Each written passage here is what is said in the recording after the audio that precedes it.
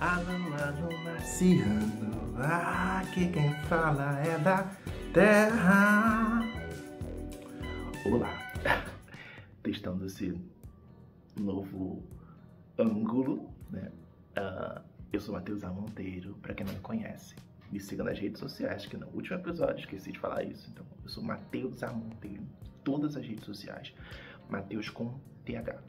E hoje eu tenho para as Crônicas de Segunda, esse podcast que me trouxe algo que eu não tinha muito tempo, que é uma ansiedade, um frio na barriga. E eu sou muito grato por todos vocês que abraçaram esse projeto comigo.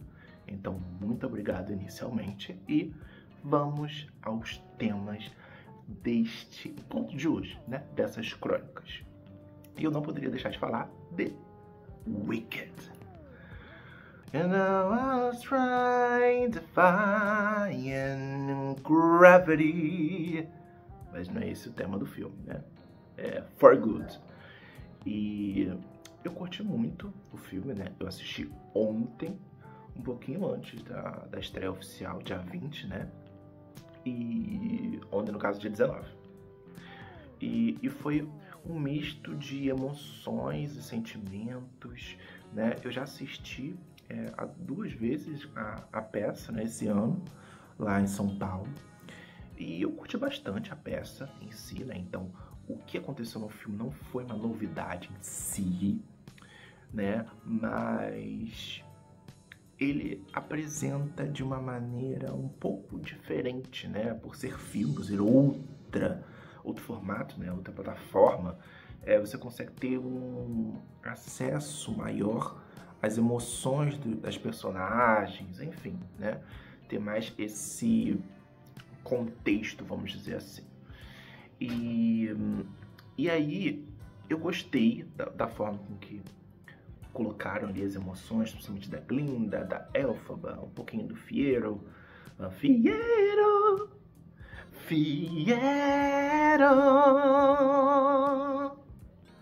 Mas eu acho que faltou um pouquinho não de emoção, mas assim, eu acho que conseguiriam editar esse filme para que ele fosse um pouco mais curto e fosse mais tipo um punch, sabe? Igual mesmo a segunda parte da peça em si, né? Porque a primeira parte foi o primeiro filme e a segunda parte é a segunda parte do filme. E acho que faltou esse dinamismo um pouco maior, né? Mas eu curti como eles colocaram, eles fizeram as adaptações das músicas, né? Da primeira parte, para falar algumas coisas durante o filme em si, né? Do tipo, a mesma melodia, só que mudavam um pouco das letras para dizer coisas parecidas ou fazer contrapontos à primeira parte. Então isso que o filme adicionou, eu não me lembro pelo menos da peça de ter esse tipo de logística, né? De ação, foi muito bom, né? As interpretações também incríveis continuam. A Michelle Yeoh, nossa, dá uma raiva dela assim. E então, tipo, ela foi incrível, né? Ou seja, Madame Marvel é uma personagem muito ruim, né? Ela é fascista. A gente não pode dizer, não tem outra palavra para descrever, né? Uma megera. E a Michelle conseguiu passar isso, sendo que na pessoa física, eu imagino que ela seja um doce de pessoa. Então, vários checks ali, né, de vilã. Glinda de Ariana tá ótima também. Assim, as cenas juntas, né, da Cynthia e da Ariana são muito boas. Elas têm uma química incrível, fascinante. Então isso aumenta, assim, eleva o nível do filme em si, né, da história. E eu vou dizer que eu esperava um pouquinho mais de No Good Deed e de For Good, né, as duas músicas, porque, por exemplo, na peça em si, comparar com a versão da Mira, né, a Mira Ruiz, nossa, No Good Deed é muito boa. E eu acho que pela limitação do cenário, fica tudo muito concentrado ali na Elphaba, né, e na peça, no caso. E isso ajuda a aumentar o clímax ali, né? As sensações. Já no filme tem um pouco de mudança ali no cenário, passa para um lado, passa para o outro, anda. E eu acho que isso tirou um pouquinho o foco.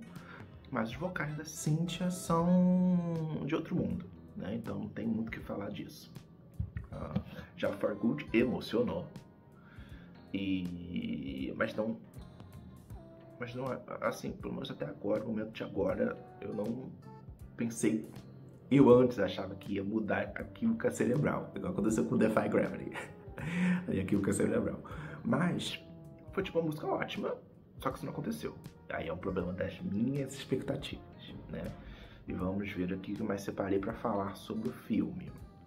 Bem, tirando essa parte da edição e tal, e de tudo isso, acho que a cena final também entrega algo interessante, que a peça não entrega. Então, acho que vale esse contraponto, mas eu não sei se... Mas eu não sei se eu assistiria novamente, igual eu fiz com a primeira parte, né? Porque eu assisti 2 vezes no cinema, o primeiro filme que eu fiz isso. Então, tô pensativo sobre, e eu sou um grande apaixonado pela história de Wicked em si, né? E isso cabe a trazer um pouco das polêmicas do filme em si, né? Também, porque essa segunda parte teve toda a questão da premiere aqui no Brasil, que a Ariana não veio, e aí ela deu uma justificativa que muita gente não acreditou, pareceu um pouco forçado, e viram imagem dela na fila no aeroporto para embarcar, e enfim, vários lados, cada um querendo dizer uma coisa, o hater de um lado, os fãs de outros, e aí tem as pessoas que são mais céticas.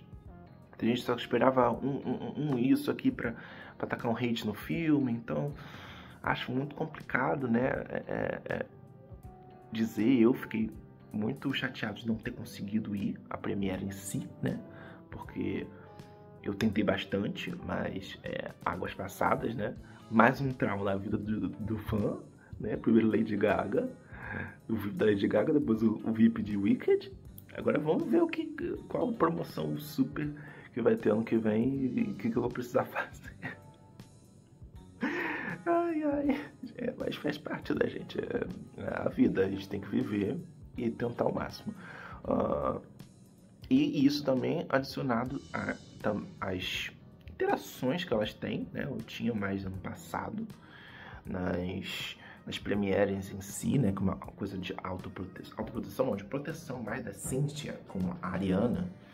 E as pessoas falam que ia estar meio forçado, e nessa teve uma cena de um helicóptero passando, e aí elas se emocionaram, e a Ariana falando, sai helicóptero, sai helicóptero, e as pessoas falam, nossa, caramba, que coisa forçada. E assim, sinceramente, acho que talvez elas tenham entrado demais nos personagens, isso misturou muitos sentimentos, não sei se elas conseguiram ainda distanciar quem são elas em si, com pessoas, quem são as personagens, que elas são muito apegadas também. Eu entendo super isso. Então, acho que tem essa relação e é importante a gente ver o que vai rolar daqui pra frente pra realmente entender, né? Até mesmo essas outras polêmicas de o pessoal tá pão e água no backstage Wicked, né? Todo mundo emagreceu, papapá. Mas, enfim, a gente não pode comparar o que aconteceu com o Fantástico Mágico de Oz, né? Enfim, o primeiro, com a Julie Gardner, bababá, porque foi o caos, com esse de agora, né? Porque a gente já tem leis que protegem, a gente tem toda uma coisa, então é importante a gente ver antes de apontar o dedo, né? Mas é realmente relevante trazer alguns tipos de discussão, principalmente magreza em Hollywood, né? Porque tem uma pressão absurda e a gente já sabe disso, né? Falando em Hollywood, eu lembrei um pouco do livro que eu comecei a ler nessa semana, que é Os 7 Maridos de Evelyn Hugo. Provavelmente eu fui a última pessoa do mundo a começar a ler, mas tudo bem. E eu tô relativamente intrigado com a trama em si, né? Porque eu pensei que fosse algo mais do tipo... algo muito mais best-seller, em si, não falando mal da estrutura, né, que é um pouco mais rápida, é um pouco mais palatável, não tem tanto detalhe e tal, né, é algo mais para aprender e fazer com que a pessoa queira ler, eu gosto. Só que tem umas reflexões, já no começo eu fiquei, gente, a jornalista, ela reflete e aborda sobre a importância da comunicação do trabalho dela como jornalista, então isso me atingiu, assim, muito diretamente. Parecia que ela tava falando assim comigo, assim, pá! Mas quem saiu na fila do pão? Mas faz sentido. Não sei se você já leu, me conta. Mas é interessante os lados que a literatura leva a gente, né, a refletir. Por isso que eu também sou um grande apaixonado, um grande amante e defensor da literatura e de tudo que ela pode proporcionar nas nossas vidas, tanto para quem escreve quanto para quem lê, né? Quem fica impactado com tudo isso. E não tem como a gente chegar no lado tédio, né? Porque é algo que também me acompanha muito nesses tempos, porque eu fico pensando, cara, ok, eu amo ler livros e eu leio livros há muito tempo, né? Desde que eu era criança. Meu primeiro livro, acho que eu li assim de fato, né? Parei pra ler mesmo, foi Harry Potter e a Ordem da Fênix, um calhamaço, né? E eu tinha menos de 10 anos, com certeza. Então, foi assim que lançou o livro. E aí, desde lá, as coisas mudaram tanto, né? Ao longo desse tempo, a gente não tem mais esses momentos de tédio, vamos dizer assim, né? De não ter o que fazer. Eu tô aqui, mas eu tô aqui olhando o celular, vendo a notificação, chegou alguma coisa, não chegou, o que eu vou fazer? E tipo, eu vou assistir a Netflix, o que eu vou assistir? Então, tipo, a todo momento eu mando, eu quero fazer tal coisa, eu vou fazer, eu pauso, eu faço outra, tô assistindo uma série, mas eu posso ver a notificação no celular, mas eu posso ver uma notificação no celular, quem tá chegando no cinema, por exemplo. Nada disso também, né? Você vê algumas pessoas também até usando o celular para gravar alguma coisa, né? Tipo, tela ali do cinema, ou tipo, simplesmente já vão e vem notificação, ficam mexendo no celular, conversando. Então, acho que a gente precisa abraçar mais, talvez, o tédio, né? Eu lembro que em Comer, Rezar, Amar, a personagem da Julia Roberts, né, a Elizabeth Gilbert, que é uma jornalista real, né, que falou um pouco da história dela mesma. Na Itália, ela descobre, em Roma ali, um pouco mais sobre como os italianos vivem. Tem toda essa questão do prazer de não fazer nada. Eu vou botar a expressão aqui, né, mas, assim, eu acho que a gente precisa retomar isso. O prazer de não fazer nada é bom para a criatividade, é bom para nossa saúde mental, a gente fica menos com telas e se liberta, sabe? É bizarro, porque se me falasse 20 anos atrás, ou tipo 15 anos atrás, que eu ia falar sobre o prazer de ter tédio e o prazer de sentir tédio, eu ia falar, não, a pessoa tá maluca, porque quem gosta de sentir tédio? Eu não gostava antes, mas era o que tinha. Você tinha que lidar com aquilo e eu sinto, pelo menos, que quando eu não tenho todas essas... não sou exposto a tanta coisa, tantas informações, tantas informações em si, né? Sensações ali e tudo, eu consigo lidar melhor tanto com a minha criatividade quanto comigo mesmo e pensar, refletir. E é isso, sabe? Me sigam para mais dicas de talvez solidão, solitude, e me acompanhe no meu vlog, que eu vou morar no topo de uma montanha um dia.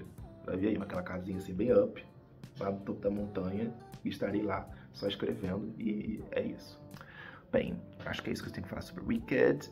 Espero que vocês tenham gostado desse episódio super diferenciado aqui. E se vocês gostaram também da minha maquiagem, ela é inspirada na Maddie Byong, né? Do que tá no Corrida das Blogueiras, o personagem do reality super amada e super detestada, né? A gente não pode falar que não é um personagem relevante, mas essa aqui, ó, ela fez. E aí Ela fez a maquiagem e eu repliquei um pouco aqui em mim. Não dá pra ver tanto, mas eu vou botar uma fotinho aqui. E aí vocês vão ver. E é isso. Eu amo rosa. E já tá bem na paleta linda. E é isso. Me sigam nas redes sociais e até mais. Eu sou Matheus A. Monteiro, Matheus com TH, e não se esqueça disso. E me diga o que vocês acharam do episódio, que vocês querem ver por aqui, né? Não se esqueça de inscrever se você estiver assistindo pelo YouTube e de seguir se estiver assistindo pelo Spotify. Isso me ajuda muito. E se você compartilhar, não se esqueça também, né? Não deixe de me marcar, porque eu posso repostar, eu posso comentar, eu converso, a gente puxa um papo, né? E a gente faz essa troca super legal que eu amo. Tchau, tchau!